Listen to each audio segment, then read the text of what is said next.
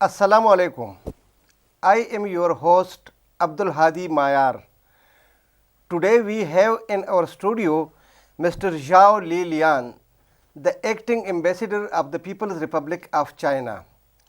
Our topic today will be the ongoing Belt and Road Forum, which is presently continuing in Beijing. First of all, I will ask Mr. Zhao to throw light on the second meeting of the BRI Forum and its objectives. Thank you. First of all, I would like to thank Radio Pakistan to invite me to join this program. On this Belt and Road Forum for International Cooperation, or to put it in a shorter way, we call it Belt and Road Summit. This is the second summit. The first summit was held in the year 2017. So it's this summit is held every 2 years. This summit, we have invited about 40 heads of states, governments, and international organizations. We are hoping that through this summit we can have a list of deliverable, and also a joint declaration. We can after the summit we can achieve more consensus among these stakeholders on how to push forward the Belt and Road initiative, on how to. You know that China-Pakistan Economic Corridor is the flagship programs of BRI, and the Chinese government is presenting this program as a replica for other components of BRI. So how do you look to the CPEC in the context of this Belt and Road initiative? Yes, you are right. That's why we invited Prime Minister Imran Khan to China, because this CPEC is the best project under the Belt and Road initiative. I say this is the best project. It's because that they have the largest number of projects, either completed or under construction. Over the last 6 years, we have already completed 11 projects under CPEC, including big power plants like wind farms, one solar farm, and also quite a number of other projects. We also have 11 projects under construction right now, including 2 mega projects such as motorway number 5. That's from Mortan to Sakar, is about 400 kilometers. And also we have this KKH Phase 2, which is from Havelian to Talcott. So these mega projects. There is also a consideration, and now even our railway minister is in Beijing to discuss the ML1 railway line between Karachi and Peshawar. That is 1800 long kilometer. That is also one of these projects. These are not one of these 11 projects under construction. Besides this 11 completed, 11 under construction, and then we are discussing quite a number of projects, and they are in the pipeline. Before a project is under construction, first you have to do this feasibility study, and then you do this preliminary design, and then we negotiate this commercial contract. After that, we do this financial agreement, and then we achieve a financial close. So you complete this 5 stages, and then you perform a groundbreaking of this project. But that is one of the projects Yes. to be completed with China's support, financial and technical support. Yes, inshallah. We hope, Inshallah. this time at the end of the meeting between Prime Minister Imran Khan and Prime Minister Li Keqiang, we are hoping that they will sign a joint statement on MR1 project. We have completed the approval of preliminary design of the phase 1 of MR1 project. This is a very important step. Hopefully, next step they will move into talking about the content, the contract of this project. Mr. Zhao, if we look to the past of this CPEC project, we see that the main thrust so far has been on construction of roads and on some energy projects, as you mentioned and enumerated. There is also a component of establishing special economic zones. And of late, there has been some interest in that regard. So what are the Chinese government doing presently to construct and establish these special economic zones? Oh yeah, this is a very good question. In the past 5 years, we call this as a stage 1 of CPEC. Mainly, we have 4 priorities. I mentioned this power plants. I mentioned this infrastructure development, and also there is Gawada Port. Gawada Port has been renovated and now it is put into commercial use, and it is a transformation has happened, in Gawada. The number 4, it is this industrial cooperation. Because, in the past 5 years, we are trying to lay a better, more solid foundation, for this industrial cooperation. Because without power, without good roads, how can you, set up, these factories? So now, we have solved mainly this problem of load shedding. We have improved this infrastructure. So now it is the time, to discuss how to carry forward this industrial cooperation. Because, industrial cooperation is the way or the path to economic development. Only by setting up more factories in these SEZs can only Pakistan, develop its economy. Can Pakistan, increase the foreign exchange reserves? Can Pakistan have, more export? So this is a very important step. In the last 5 years, mainly, we are working on the feasibility report of these SEZs. We have identified 9 special economic zones throughout Pakistan. And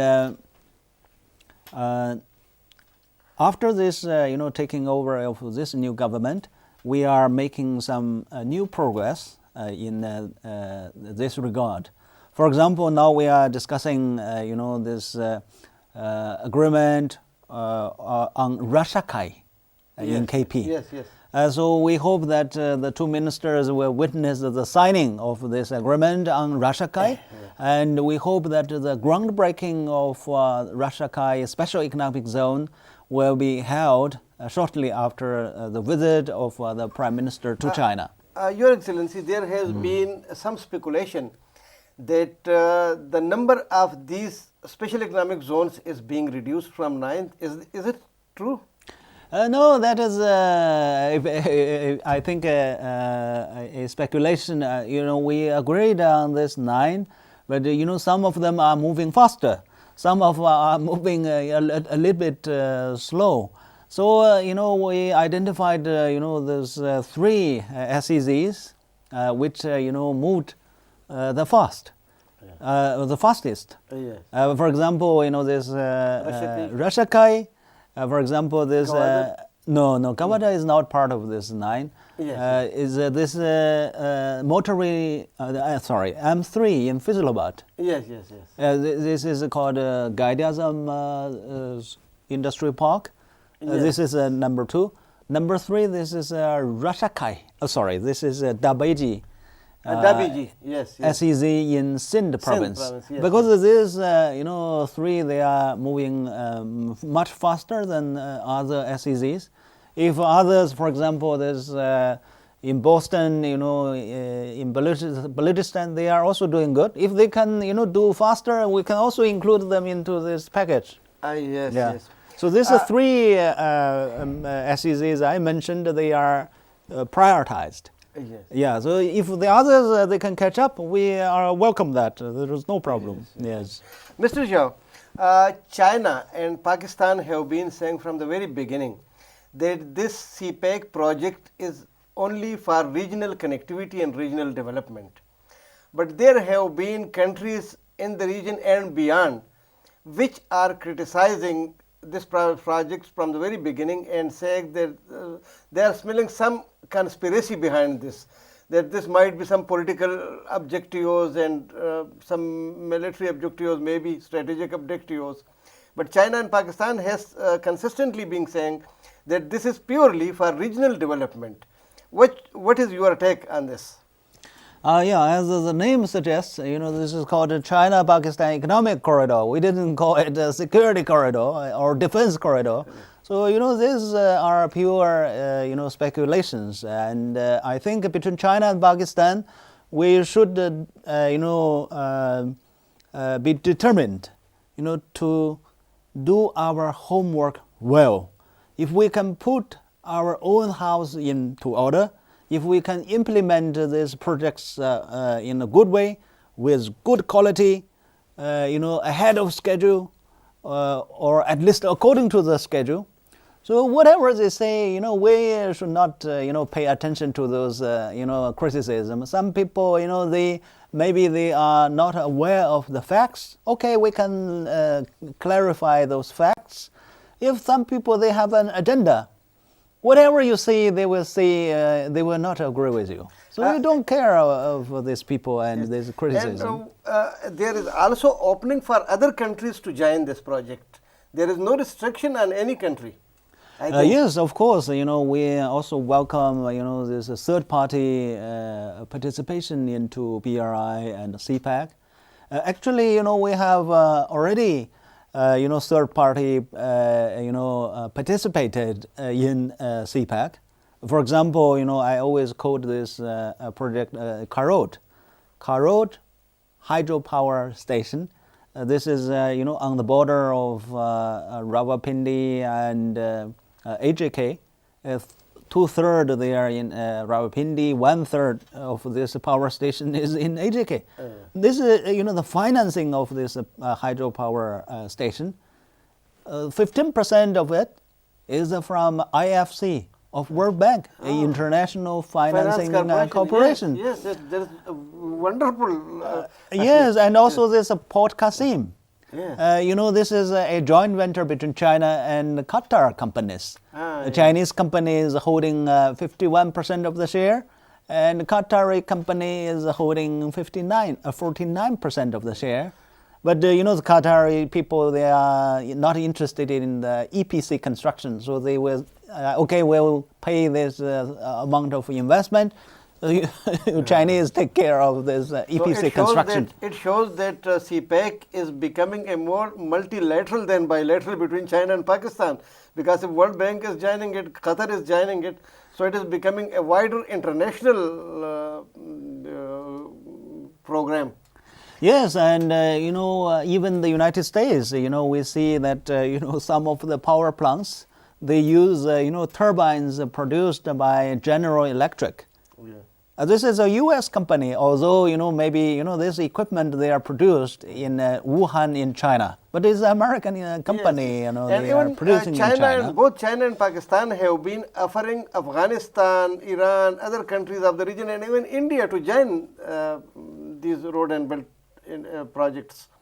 Yes, I think we are taking an open and inclusive, way. If the third country would like to participate into CPEC, they are most welcome. And a third country, they can participate into the financing of this project. Yes. If you, we have a list of CPAC projects. If you are interested, provide some financing to this There is project, no then you are restriction. part of it. Then if you are not interested into the financing, you can do this EPC contract. Yes. EPC, you can try to join hands with Chinese or Pakistani partners, and then you are part of this CPAC. If you do not interested in financing and construction, at least like the U.S. company, you can try to contribute some equipment into this project, and then you are also part of it. Yeah. And also now, in the next stage, we will be, focusing. The number one priority will be this industrial cooperation. Yeah. So we are building this 9 special economic zones. We are not, counting on only Pakistani companies, Chinese companies. All the companies from other countries, they are most welcome to join us, to develop those special economic zones. So I think, this third-party participation is not only to pay lip services. So I want to join CPAC, I want to join CPAC, that's not enough. You have to find a way to join the CPAC, either by providing some money, or you joining this construction, or providing some equipment, or at least you should go and invest in this SEZs. Yes. So as far as Pakistan and China is concerned, there is no restriction on No, any not at country all. or organization. of course. Your Excellency, BRI has many projects like this CPEC. There are other also. But CPEC has so far been proved as the flagship program because much of it has already been completed, and the other projects which are under completion, work is continuing on them very fastly. And the Chinese government is presenting it as a replica for other projects. So how are you, this BRI forum, the second forum, do you show this project as an example, as a replica for other countries and other regions?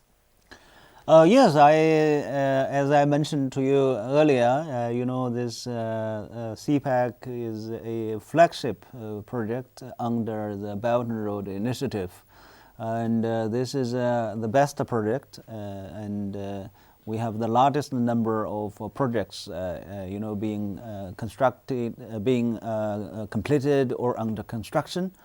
So we are trying to, present CPAC as the best practice, under the BRI framework. So this is very important. Maybe we can also give this experience of how China and Pakistan worked out CPAC, to other countries or international organizations, for them to learn from. So I think we can, if China and Pakistan can do it, the other international organizations or countries, they can follow it up. Yes. Mr. Zhou, we know that you have a lot of engagement these days as our Prime Minister is in Beijing, and the conference is going on. You have many engagements here. But one final question I would have you to highlight. Pakistan and China, during this visit of Mr. Imran Khan, they are also going to sign the second phase of free trade agreement. So how do you see that agreement? Oh yeah, I think this is a very good agreement for Pakistan. Pakistan was among the first countries to sign an FTA with China. That was a long time ago. So after in recent years we have been trying to upgrade this agreement. So we have been, I think, talking. We have been.